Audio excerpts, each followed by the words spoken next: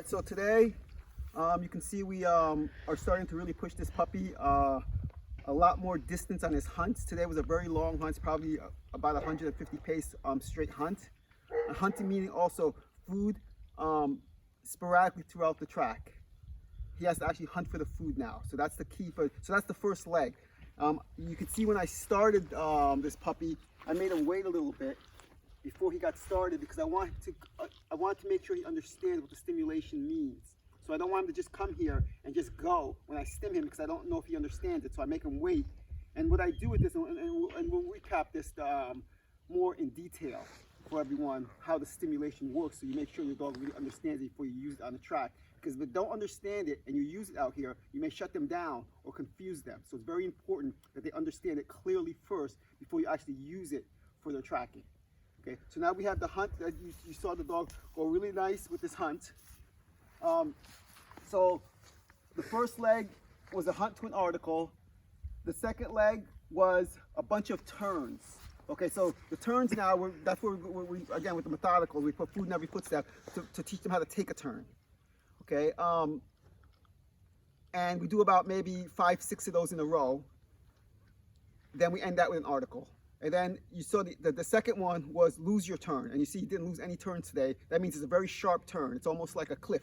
Okay, and we do less of those because we really don't want him to lose turns. But we want to know that he can, if for some reason he did lose a turn, he would know what to do. Okay, so, and that ended with an article. And then the next one was hunt a turn. Okay, so the hunting turns now, there's not food in every footstep around the turn. He has to actually hunt the turn.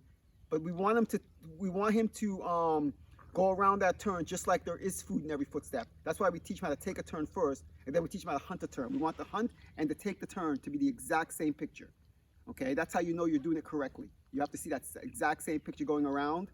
Okay, so and that also ended with an article. And I always end it with all the dogs with either a test at the end or a long hunt up to an article with a turn. Okay, because I always want them to end up with a actually tracking, and that's the last thing in their brain before they leave a track is actually tracking. So I always end it with that. Now all these things, remember what all these things we're conditioning the puppy to do right now?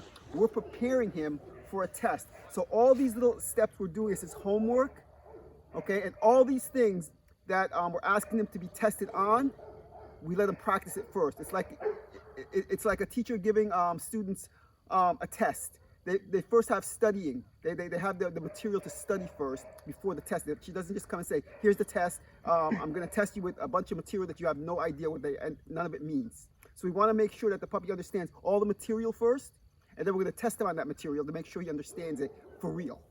Okay, so that's what all these things are for. So anytime you're taking your dog to do tracking, remember, you're teaching them material for their test. Everything is based on a test because this has no value unless they can do it for real. And for real means there is absolutely no food to an article. That's the test. All right, so all these are the prep for the test.